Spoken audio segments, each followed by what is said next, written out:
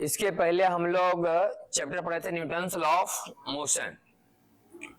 तो Newton's law of motion वाला chapter में क्या था ना कि जितना भी सरफेस होता था क्या होता था सब smooth. Newton's law of motion वाला चैप्टर जिसके पहले पढ़े उसमें जितना भी सरफेस है, कोई भी सरफेस जिस पर वस्तु रखा होता था हम लोग पढ़ते थे कि सरफेस क्या है, स्मूथ है। अब हम ये पढ़ने जा रहे हैं कि जहां भी कहीं भी सरफेस रहेगा वो क्या रहेगा, थोड़ा रफ सरफेस, रुखा सतह रहेगा, है कि नहीं। इसके पहले न्यूटन्स लॉ ऑफ मोशन में कौन कौन सा फोर्स के बारे में पढ़ लिया हम लोग, ग्रेविटेशनल फोर्स, दूसरा एगो नॉर्मल रिएक्शन वाला, एगो पढ़ लिया हम रस्सी में टेंशन, और एगो स्प्रिंग में केएक्स, स्प्रिंग वाला केएक्स। और बीच में एक टॉपिक हम लोग पढ़ाते थे जिसमें हम लोग कभी कभी पढ़ते थे स्यूडो फोर्स, नहीं कि सिस्टम पर बैठ के सॉल्व करो या कहां सॉल्व करो, बाहर से। तो जब बैठ के सॉल्व करते थे तो उसके बदले में एक फोर्स लिखना होता था, कौन फोर्स, स्यूडो फोर्स। ऐसे बेसिक जनरली हम लोग का ग्रेविटेशनल फोर्स था mg, जो हमेशा कहां काम करेगा, पृथ्वी के सेंटर की ओर। ये है नॉर्मल रिएक्शन जो वहां काम करता है जहां दो सरफेस का आपस में, दो बॉडी का आपस में कांटेक्ट है, और नॉर्मल फोर्स ऐसा लगाना होता है जैसे कि दोनों एक दूसरे को पुश कर रहा है। टेंशन वहां लगाना होता है जहां दो बॉडी जुड़ा होता है रस्सी से, और ऐसा लगाते हैं जिसे लगता है कि दो बॉडी आपस में एक दूसरे को खींच रहा है, पुल के जैसा। और ये स्प्रिंग वाला कहानी जो लास्ट क्लास में पढ़ाया था न्यूटन्स लॉ ऑफ मोशन में, कि जब किसी स्प्रिंग को उसके नेचुरल लेंथ से आप थोड़ा बढ़ाइएगा तो चाहेगा नेचुरल लेंथ में फिर से आने के लिए, और दबाइएगा फिर वो चाहेगा नेचुरल लेंथ में जाने के लिए, और वहां बल कितना लगता है, kx। तो इन सारे बलों के अलावा अब इस चैप्टर में एक नया बल और जुड़ेगा जिसका नाम क्या होगा, फ्रिक्शन फोर्स। फ्रिक्शन फोर्स, हाँ, इस चैप्टर में एक नया बल और जुड़ेगा, फ्रिक्शन फोर्स। तो अभी तक हम लोग न्यूटन्स लॉ ऑफ मोशन में पढ़ते कि सरफेस कैसा होता है, स्मूथ। अब हम पढ़ेंगे सरफेस क्या है, रफ। जैसे कि मान लिया जाए ये वाला वस्तु है, तो हम ही मान लेते थे कि सरफेस स्मूथ है। एक्चुअल में किसी भी बॉडी का सरफेस स्मूथ होता नहीं है, एकदम स्मूथ तो नहीं होगा, कम है मैंने रुखड़ापन, किसी में ज्यादा रुखड़ापन है, ये बात हो सकता है, लेकिन एकदम नहीं रुखड़ापन है, मतलब कि घर्षण का मान एकदम जीरो है, एकदम वस्तु चिकना है, ऐसा कभी नहीं होता। तो हम ये मान लेते हैं कि जो सरफेस है इसका भी सतह थोड़ा थोड़ा क्या होता है, रुखड़ा, और जिस सतह पर ये वस्तु रखा होता है उसका भी सतह थोड़ा थोड़ा क्या होता है, रुखड़ा। ऐसा हम लोग मानते हैं, और मानते हैं कि एक्चुअल वैसा होता भी है। तो जब किसी ब्लॉक को किसी सतह पर रखते हैं तो इसका जो रुखड़ापन के चलते और इसके रुखड़ापन के चलते इसका जो गड्ढा वाला भाग है उसमें इसका जो उठा हुआ भाग क्या कर जाएगा, सेट कर जाएगा, या फिर इसका गड्ढा वाला भाग में इसका उठा वाला भाग क्या कर जाएगा, सेट कर जाता होगा। तो पहले क्या था कि सरफेस स्मूथ है, अब मान लिया कोई इस पर लगा दिया बल 1 न्यूटन, और ये मान लिया जाए कि 50 किलोग्राम का वस्तु है, 50 ग्राम बहुत ज्यादा हो गया, और बल कितना लगाए हम, 1 न्यूटन।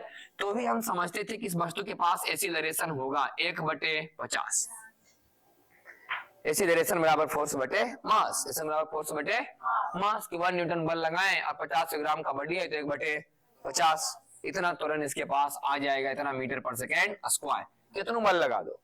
अब ऐसा नहीं है, अब क्या है कि जैसे हम इस बॉडी पर फोर्स लगाएंगे तब, फोर्स नहीं लगाएंगे तब तो फिर बॉडी चलना चाह ही नहीं रहा है।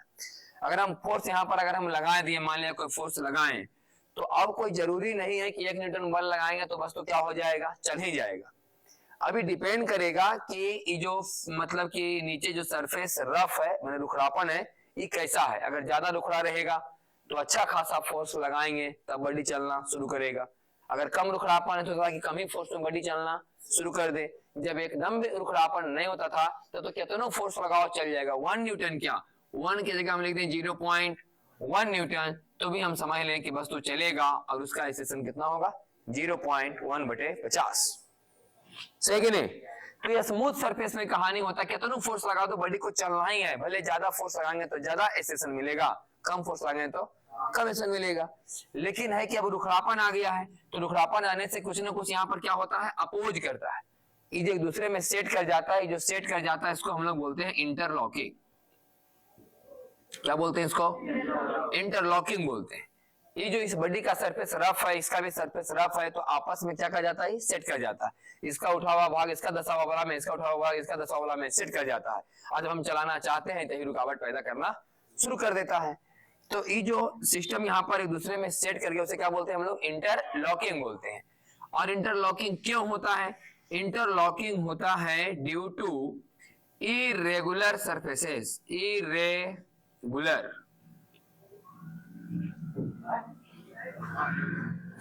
इंटरलॉकिंग क्या होता है? ड्यू टू इरेगुलर सरफेस, माने सरफेस रेगुलर नहीं है, एक जैसा नहीं है, ऊपर नीचे होने के कारण क्या हो रहा है? इंटरलॉकिंग।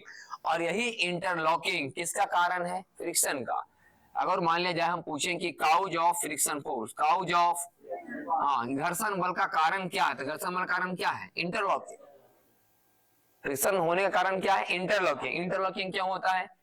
इरेगुलर सरफेस के होने के कारण, सरफेस चूंकि एक जैसा नहीं है, चिकना नहीं है एकदम, कहीं ऊपर कहीं नीचे है, तो सरफेस चूंकि एक जैसा नहीं है, इसलिए इंटरलॉकिंग हो जाता है। और इसी इंटरलॉकिंग के कारण क्या पैदा होता है? Friction force. तो ये बात तो समझ में आ गया कि फ्रिक्शन फोर्स वहां पैदा होगा जहां सरफेस क्या रहेगा? रफ।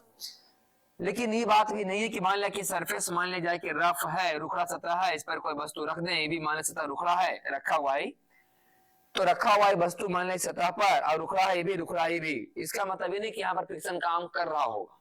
फ्रिक्शन तब काम करता है ना जब किसी वस्तु को आप चलाना चाहते हैं। आप मान लिया वस्तु पर फोर्स लगाएं तो आप चलाना चाह रहे हैं कि नहीं? चले ना चले वो बात का बात है, लेकिन अब जैसी किसी बॉडी पर फोर्स लगाकर बॉडी को चलाना चाहते हैं तब नहीं सब रुकावट पैदा करेगा।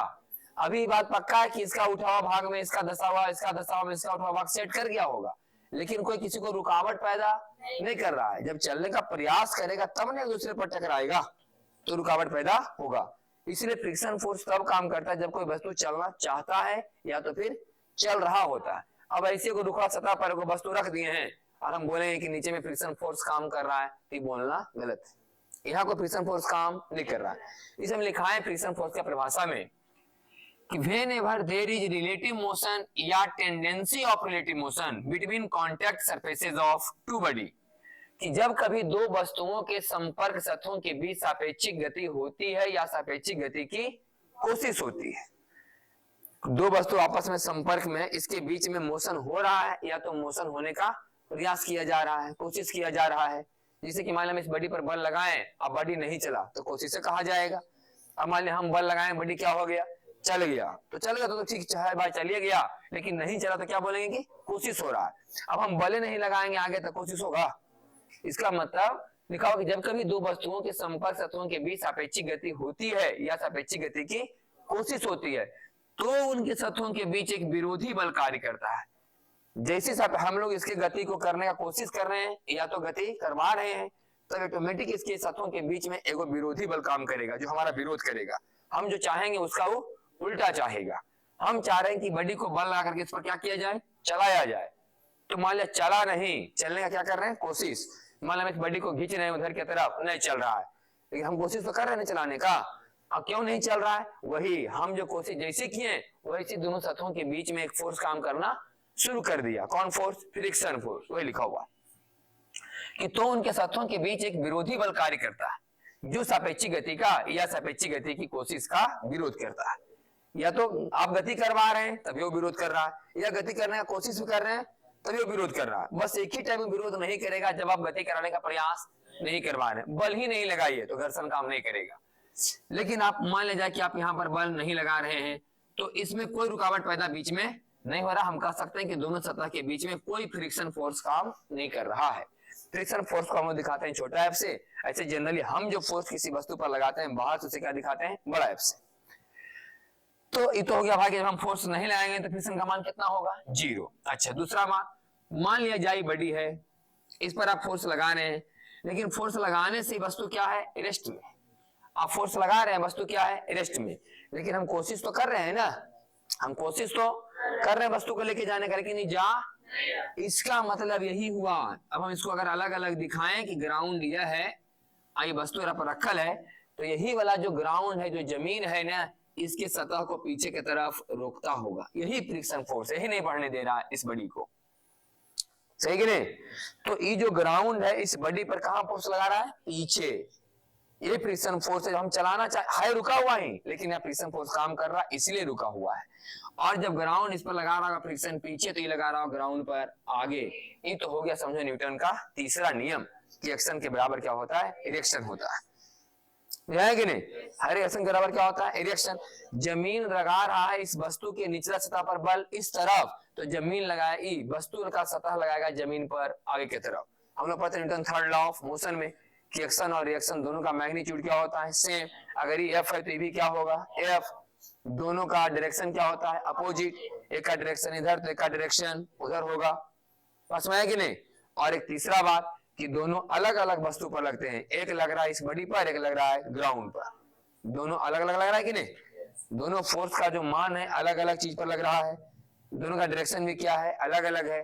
सेम है तो क्या सिर्फ इसका मैग्नीट्यूड। तो यहाँ पर फ्रिक्शन फोर्स काम कर रहा होगा। ये तो रेस्ट में। तो मान लिया जाए कि आप इस बॉडी पर इतना बल लगा रहे हैं कि वस्तु क्या कर रहा है? मूव कर रहा है, चल रहा है। रेस्ट में नहीं, वस्तु क्या हो रहा है? चल रहा है। इस जमीन पर मान लो कि वस्तु क्या चल हो रहा है? चल रहा। हाँ, इसको बोलते हैं कि वस्तु रिलेटिव मोशन में है। आई हुआ कि टेंडेंसी ऑफ रिलेटिव मोशन में, मैंने रिलेटिव मोशन की टेंडेंसी में, मैंने रिलेटिव मोशन करना चाह रहा है। आई तो चाह ही नहीं रहा मोशन करना, बल नहीं लगा तो क्या ले चाहेगा मोशन करना? इस यहाँ पर फ्रिक्शन फोर्स काम नहीं करेगा। आप किसी बॉडी पर बल लगाते हैं तभी फ्रिक्शन काम करना शुरू करता है। तो ये वस्तु रेस्ट में है, मतलब टेंडेंसी ऑफ रिलेटिव मोशन, इसी को लिखे टेंडेंसी ऑफ रिलेटिव मोशन। यहाँ लिखे कि रिलेटिव मोशन या tendency of relative motion. Friction force कब काम करता है? जब वस्तु रिलेटिव मोशन में होता है, टेंडेंसी ऑफ रिलेटिव मोशन में होता है। मैंने चल रहा है, सतहों के बीच सापेक्षिक गति होती है या सापेक्षिक गति की कोशिश होती है, वही टेंडेंसी का मतलब कोशिश हो रहा है। तो चलना चाह रहा है या चलेगा, यहाँ भी फ्रिक्शन कहाँ काम करता होगा? पीछे। सही कि नहीं? तो ये जमीन इसके सतह को पीछे की ओर रगड़ता होगा, है कि नहीं? पीछे रगड़ खा रहा होगा, यहाँ पर फ्रिक्शन रुकावट पैदा होता है, विरोधी बल पैदा होता है, अपोजिंग फोर्स, ये फ्रिक्शन फोर्स है। और जमीन पर कहाँ लगता होगा? आगे। तो चूंकि जमीन पर चलने वाला है ही नहीं, इसलिए जमीन पर कोई फ्रिक्शन फोर्स दिखाने से कोई फायदा, तो खाली किस पर दिखाओ? बॉडी पर, कि भाई बॉडी पर किधर फ्रिक्शन फोर्स काम कर रहा है। तो ये तो रेस्ट में है, आई क्या हो रहा है? चल रहा है। तो आगे चल के हम लोग डिस्कस करेंगे कि इस तरह के फ्रिक्शन को हम लोग बोलते हैं स्टैटिक फ्रिक्शन। क्या बोलते हैं? स्टैटिक फ्रिक्शन, विराम घर्षण बोलते हैं। क्या बल लगा रहे हैं, वस्तु नहीं चल रहा, उस समय जो फ्रिक्शन फोर्स काम करता है उसका क्या नाम है? Static friction. और आप बल लगा रहे हैं और वस्तु क्या हो रहा है? चलते चलते घर्षण खा रहा है, मैंने रगड़ खा रहा है, इसको हम लोग बोलते हैं काइनेटिक फ्रिक्शन। ये कौन फ्रिक्शन है? काइनेटिक फ्रिक्शन, गतिज घर्षण। तो फ्रिक्शन फोर्स दो तरह का है, एक स्टैटिक फ्रिक्शन और एक काइनेटिक फ्रिक्शन। समझ आया कि नहीं? तो हम कुछ एग्जांपल दे रहे हैं, जिस एग्जांपल देंगे उसमें हम लोग मान ले डिस्कस करेंगे कि फ्रिक्शन फोर्स किधर लग रहा है। अभी हम कुछ एग्जांपल करवाने जा रहे हैं जिससे हम क्या पता करेंगे कि फ्रिक्शन फोर्स किस दिशा में लग रहा है। जैसे बोला ना कि हम बॉडी पर फोर्स आगे लगा रहे हैं, तो फ्रिक्शन कहाँ लग रहा है? पीछे। वैसे कुछ क्वेश्चन अभी करवाते हैं एग्जाम्पल, जिसमें हमको पता करना होगा कि फ्रिक्शन फोर्स का डायरेक्शन किधर है। सुना है कि नहीं?